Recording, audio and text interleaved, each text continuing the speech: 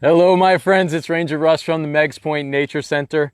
We're going to be doing a Cedar Island trail walk today. I don't know if you can hear it or see it. There's a willet. Let's see if I can get it on camera there.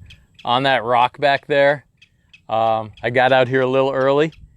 It hasn't stopped. That call has been going since I got here. It's absolutely amazing. It's a little crazy, but it's so cool. He just sits on that rock squawking. He was flying when I first came out, but now it's just sitting there squawking. Okay, so want to let everybody know we're doing these programs from Tuesday to Friday at 11 o'clock every day, Tuesday to Friday. We are doing a really special program this coming Friday at 6:30. I'm going to be doing a reptile program from the Nature Center.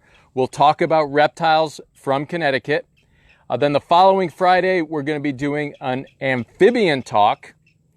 And then the next Friday, very special live possum program from our friends. They've done programs at the Nature Center before, but in this case, we're going to have them come on to Facebook Live with us and do a program from their location, but it'll be live for all of us. Now, I'm going to flip the camera around so that you can see. So we're doing the Cedar Island walk. I've done this walk once every couple of weeks just to show the difference. I think more like 3 or 4 weeks, but let's take a look. You can see out across, you can see the signs for the plover nesting area where we want to keep people out of that area. That's what those yellow and red signs are showing. Okay.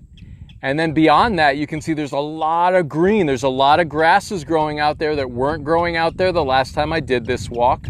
Right up close here, you can sort of see a trail through the marsh. That is animal trail. Not sure what it is. It's a little thin to be a raccoon.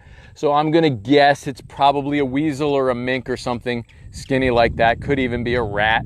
Probably going out to scavenge for food on the beach and has a nesting area back here in the upland somewhere.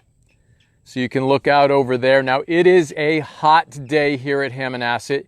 There is a very slight breeze. It's cool because it's coming off the water, but it is pretty intense out here today. We are in a hot weather advisory right now. So we want to warn anybody, if you're coming out, be really careful, take your precautions, keep covered, keep in the shade, keep drinking lots of water. I would not exert yourself like this willet is doing. It's a lot of exertion. I hope that you can hear him calling, or her. Probably a male though. But let's show you over here. See if you can see out here we've got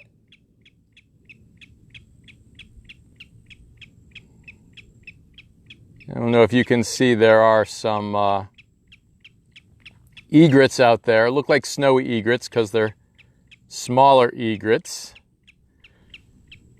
Hopefully you can see that. As we pan across, there is at least one tree swallow. Oh, there's a few out there. Swooping and diving, grabbing insects. We love the tree swallows because they like to eat mosquitoes. So they're out on the marsh. This is actually a lot of bird activity for such a hot day. Typically the birds are going to settle down. You see those egrets are really just chilling out, not doing a whole lot right now. The willet is doing a lot. The swallows are hunting. There are some dragonflies hunting as well. So there was a pair that just went by. All right, so let's start our walk. Now, big change that happened on the Cedar Island Trail between this walk and the last walk that I did was our tropical storm. So we're going to see a pretty significant difference between what we saw in the last walk and this one. First of all, right off, I don't know if you all can see the brown in the leaves of the trees. And we did a whole program on Saturday about how the salt spray browns up the leaves, and that particularly in our garden. So you can look for that on our virtual learning center at megspointnaturecenter.org. You can also view our past videos on YouTube. And I'm going to ask you, plead for you to please subscribe to our YouTube channel. As soon as I get 1,000 subscribers, I can start to do mobile YouTube videos. So something I would really like to be doing that I'm not able to do yet. And I'll alternate those YouTube videos in with the Facebook live videos. So let's go along here. You can see many of the leaves have dropped. It almost looks like fall. This is just because of that salt spray extracting the chlorophyll out of the leaves, which kills the leaf and causes it to fall, just like it is fall. You look at how brown that is up there. Okay. Now, other than that, we would expect to see what we're seeing. There's not a lot of ground cover, not a lot of mid-range ground cover. There's good ground cover here, but not a lot of shrubs out here on the Cedar Island Trail. There aren't a lot of invasives on the Cedar Island Trail. It's a pretty nice trail if you want to see a natural upland that borders a salt marsh. This is a good trail. You can see here's some damage. A couple of trees were broken right off by the winds that we had out here. And if you notice, I'm not sure if you can see, it looks like that trunk of that tree was compromised. So that would have caused a weak point for it to fail. So I'm going to also, somebody's watching from the campground. I'm going to ask everybody to, when you put up your questions or comments, put up where you're commenting from. And if you had any major weather event or something that happened in your area that you want to post, you can do that as well. Is that why the pine trees in the campground look like they're dying? Yes, the pine trees, even though they have a very narrow, a needle is a narrow leaf, it's not as affected as easily as a broadleaf. But yes, they are affected by the salt spray, and that is why they've browned up in the campground. There's Portland. Hello up in Portland.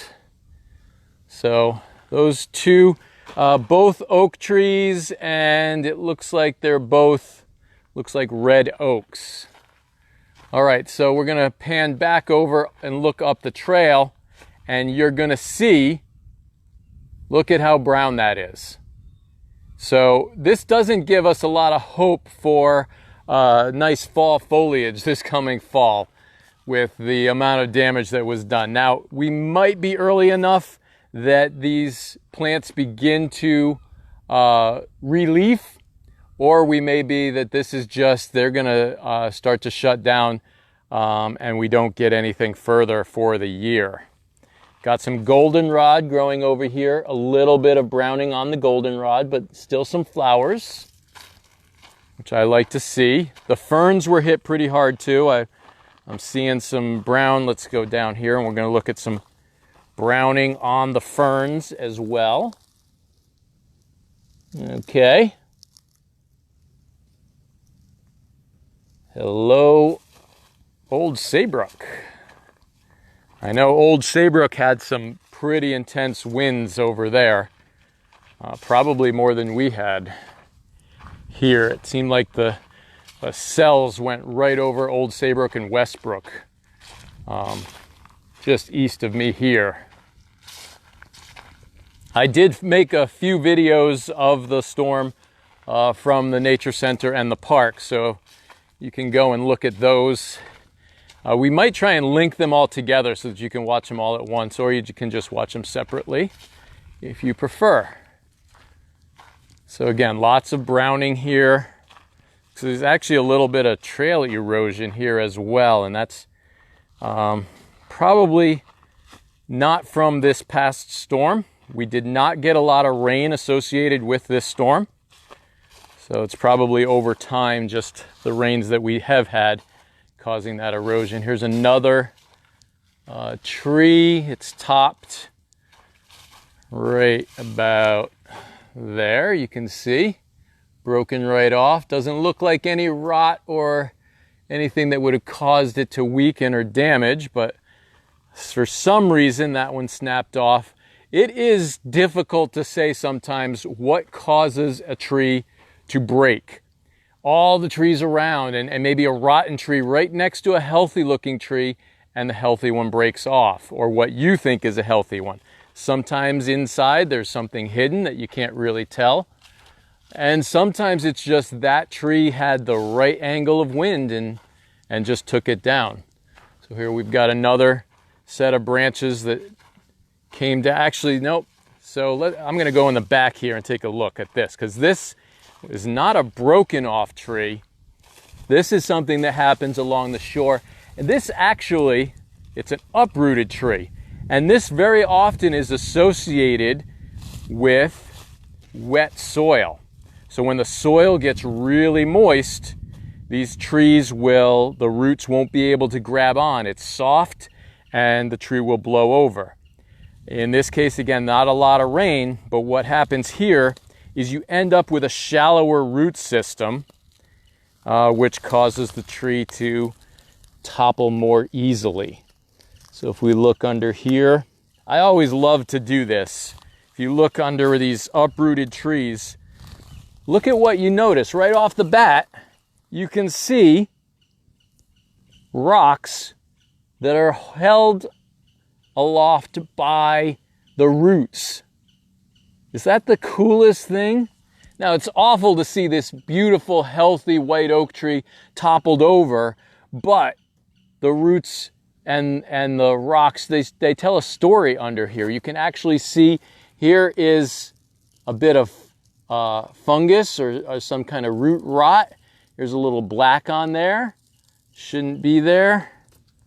So there is some fungus going on here. You can see some grayer, sandier soils at the top. So that's probably built up over the years of spray from across the marsh over to here. All right, this is a good time for me to look for questions because I can actually see the screen right now. I'm only 2 miles away from there, and my trees are browning. So yeah, the salt spray from this storm went pretty far in. I know people in Killingworth that said that it smelled like they were on the beach up in Killingworth. So, is the trail open to the public? Yes, we were able to open up all of our trails and facilities, the campground, everything. Within a couple of days, our maintenance crews did an amazing job just clearing out all of the fallen branches, all the hanging. There were some hanging branches.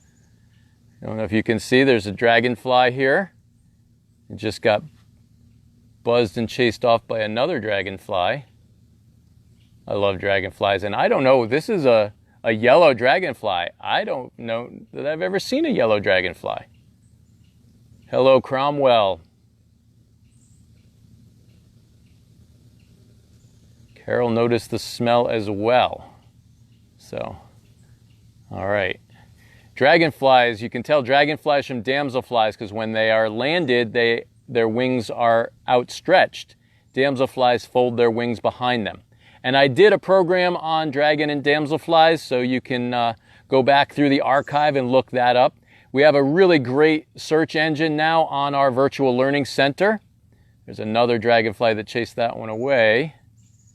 It doesn't look like it's landing though. It's cruising around. That's a mostly black one.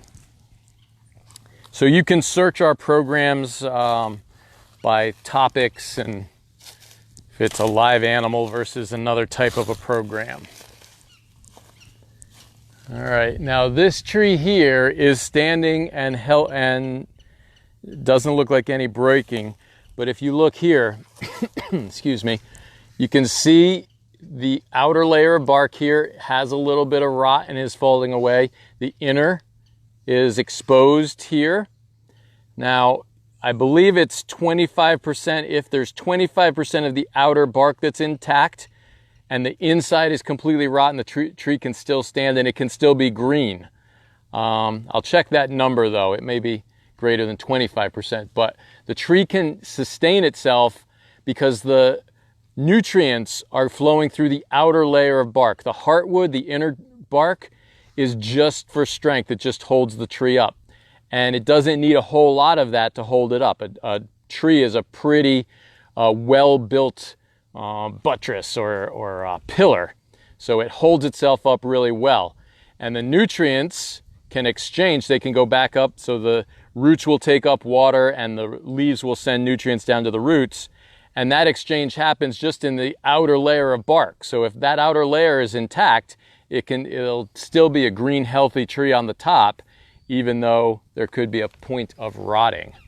And I'm noticing there's a few places where the bark is rotted away. There's another exposed area here, you can see. So this tree has some major issues, and it's still standing, where this tree over here looks very healthy and the roots couldn't hold and it came down. So, and they are both white oaks, so that's not why.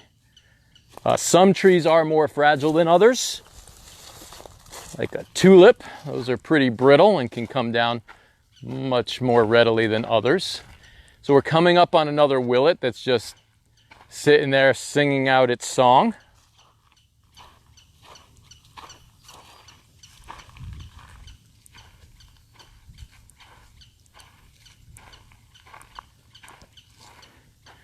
All right, can you see that willet just sitting on the...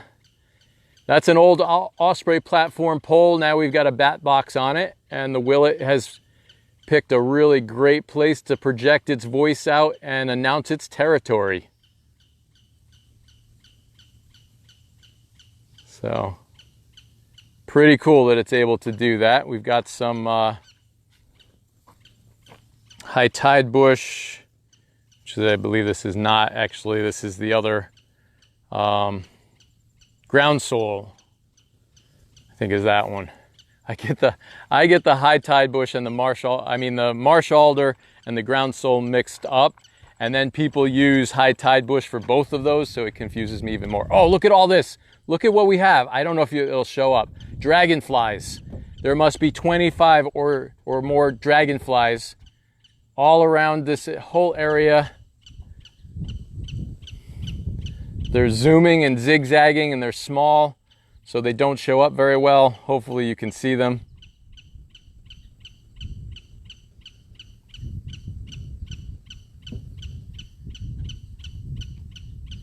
I see a comment that it's sad to see all of the devastation of the trees from the storm. You know, it's sad sometimes, but naturally trees are going to live and die. They're going to grow and they're going to fall. And you can look at it as, oh, that's terrible, that tree has been there so long.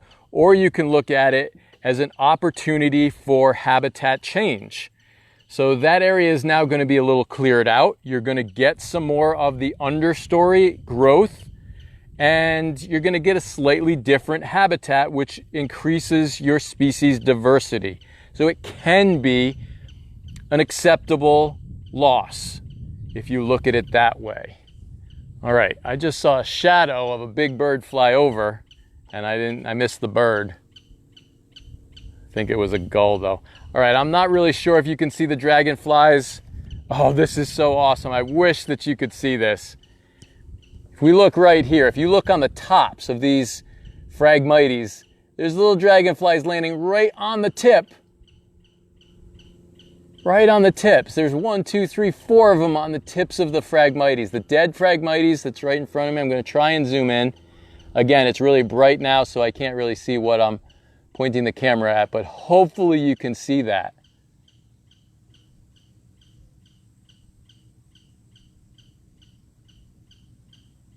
And the willet is going. This is, All right, it's really hot out here right now, but look at those dragonflies just chilling out on the branches, on the top, tipsy tops. All right, now there's 1, 2, 3, 4, 5, 6, 7, 8, 9, 10. There's more. Oh, it's amazing. I'm gonna pan. Hopefully you're picking these little dragonflies sitting on the top of their, that's like just a perch for them. They're just chilling out on that perch. That is so cool. Ah, that's so exciting. And I wish I knew more about dragonflies. I can't identify dragonflies. It's one of those things I wish I could do. I'm not an expert. Not really on anything, but I have experts that can teach me, and I love to learn. All right, let's see if you guys can see. Can you see that dragonfly right there?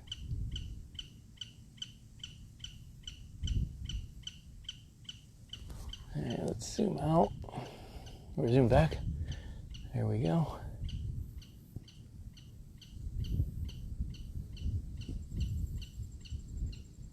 Really cool. So again, we love the dragonflies. They're going to be eating mosquitoes and other pesky insects like horseflies and deer flies and things that really bite us. The willet is still going away. Oh, look, we've got some Queen Anne's lace right here. It's in the carrot family. I never really looked too closely at Queen Anne's lace as a kid. It sort of just passed over it. It was everywhere. But really enjoy it now. It is a beautiful flower. Here's some bayberry. So the bayberry has sort of a waxy leaf, and what we learned in the program in the garden about the salt spray is those waxy leaves and sometimes a textured leaf that has little hairs on it can reduce the amount of damage done by that salt spray. So if you look, there's a little bit of browning on the tips of the bayberry, but for the most part, the bayberry survived that salt spray. This tree here obviously did not. It is completely brown. Let's see, this is a crabapple. And this is that tree I think I've showed you in past videos. The center of it is completely rotted out, but again, it's still able to have its leaves. Now, I don't know if it'll get leaves back this year, but we hope that it's able to continue to grow. And all that rotten area in there, that is a great place for food for all sorts of things, not just birds. Other animals, chipmunks will go in there and eat insects. They'll eat insects. Raccoons will go in there digging for grubs and things that are living in the rotted area. All right, so let's continue down. We're almost to the end of the trail.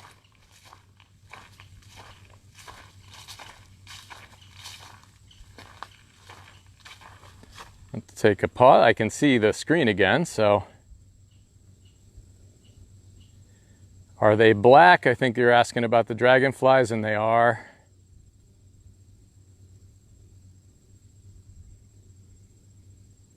Someone's in a hot room. It's hot here. I'm gonna say we're in the mid 80s now.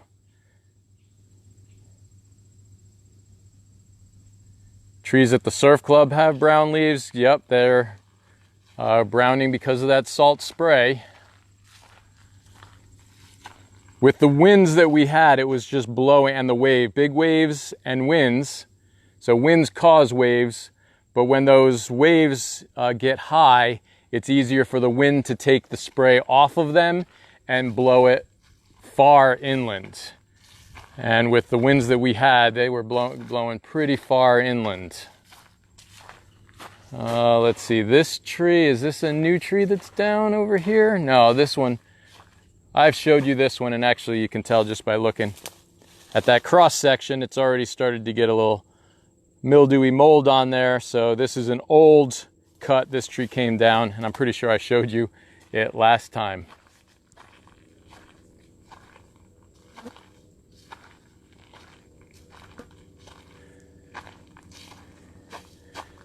We have a comment that last time they were out on this trail, someone was attacked by tons of mosquitoes. And I did, when I walked out to the end of the trail, I had a horsefly that got me and a couple of mosquitoes, but few mosquitoes right now, but not terrible.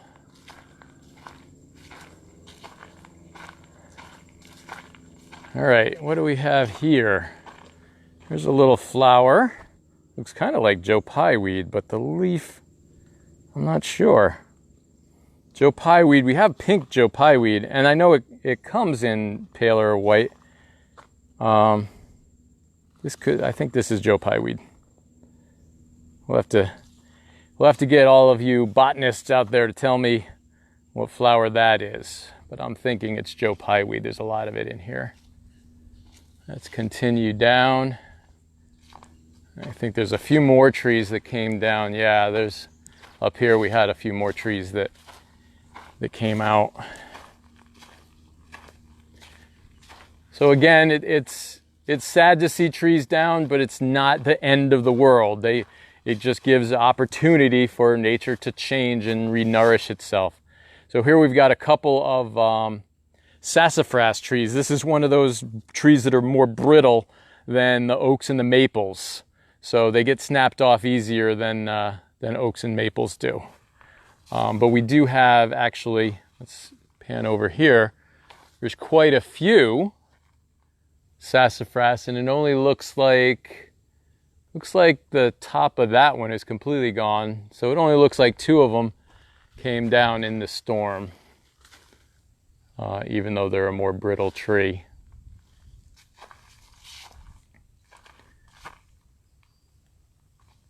All right, and then look at there's a lot of brown right there again.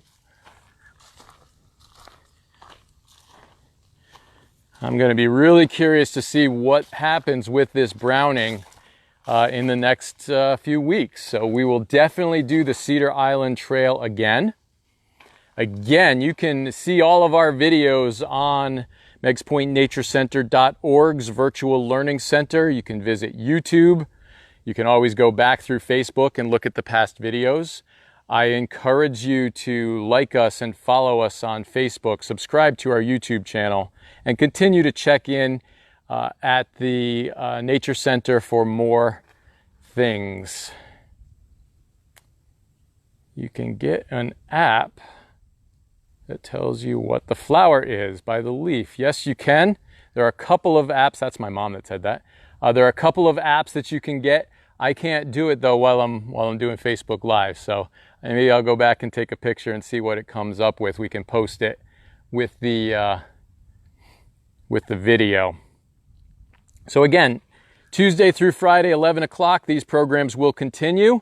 The Nature Center is currently closed, but the parks open. Parks across the state are open. I believe that all the storm damage is cleaned up. However, they may fill up just because of the reduced capacity that we have right now. And with an extreme heat today, I think some of the shoreline parks will probably be closing today. So please check with the DEP. We've got CTDEP on Instagram, Twitter, Facebook, all over the place. You can check it out. The website. Make sure you get the information before you head out to your local parks. You don't want to create a traffic jam. I don't think anybody wants to be stuck in traffic during this extreme heat, even if you have air conditioning. It's just not good for your patients right now. So check it out before you head to a park, but I encourage you to please visit parks, even on a hot day like today. Just take your precautions, drink lots of water. Just try and stay in the shade. Let's see, any other questions or comments? Thank you for sharing. All right, so this is Ranger Russ signing off. I will see you tomorrow at 11 o'clock.